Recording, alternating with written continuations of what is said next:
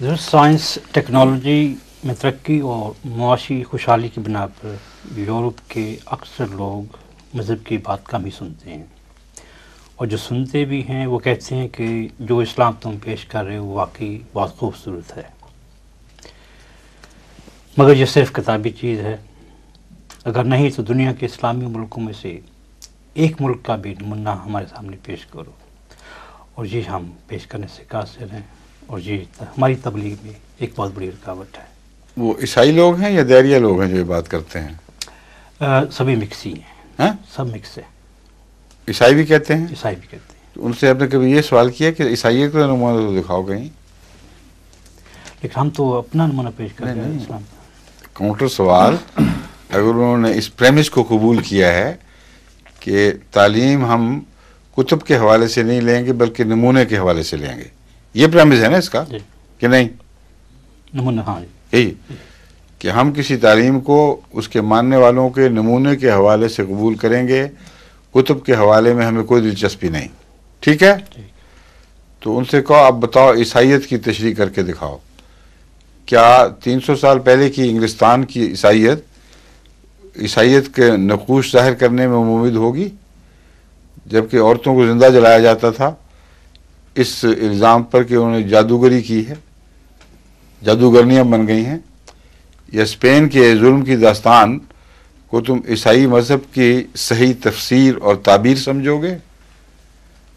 تو ماننے والوں کے حوالے سے جب وہ دور نکل چکے ہوں، اپنے نبیوں کی تاریخ سے بہت آگے بڑھ گئے ہوں، کسی مذہب کو حسن بھی ظاہر نہیں ہو سکتا۔ ہم تو تمہیں مذہب اور خدا کی طرف بلاتے ہیں جس کا حوالہ آغاز کا حوالہ ہے بس، اور اگر ہم سچے ہیں تو پھر ہمارا نمونہ دیکھو، ملک کیوں ڈھونڈتے ہو؟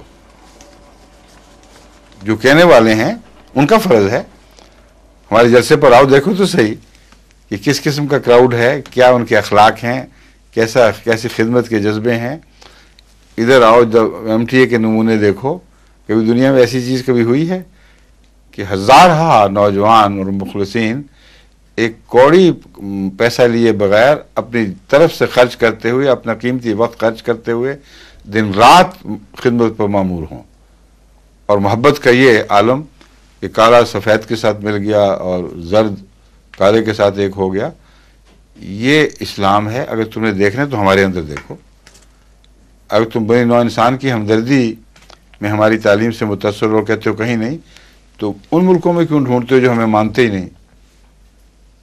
اس جگہ مطالعہ کرو جہاں ہم ہیں، روا جا کے دیکھو کس طرح ہر گندم کی فصل پر غریبوں کے لیے الگ انتظام ہوتے ہیں، تاکہ جب غربت اور مہنگائی کا وقت آئے یا قحط کا وقت آئے اور مہنگائی کا وقت آئے تو کوئی غریب بھی بغیر تحفظ کے نہ ہو، اس کو پتہ ہو کہ میرے گھر اتنے دانے پڑے ہیں کہ اگلی فصل سے پہلے میں بھوکا نہیں مر سکتا۔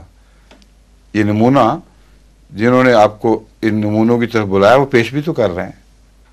تعلیم کا معیار دیکھو، وہاں ہمارے ہسپتال دیکھو، بنی نوع انسان کی خدمت پر کس طرح کمر بستہ ہیں۔ سارے افریقہ میں جو قربانیاں ہو رہی ہیں، بوسنیا میں جو ہم نے کردار ادا کیا، تو صرف تاریخی حوالے کی بحث نہیں ہے، ایک زندہ نمونہ تمہارے اندر جاری ہے، جو بلا رہے ہیں وہ دکھا بھی رہے ہیں، تو تم یہ کیوں کہتے ہو کہ ان میں دکھاؤ جو تمہارے مخالف ہے؟ اس میں تو کوئی لاجک نہیں ہے، سمجھ گئے؟ ٹھیک۔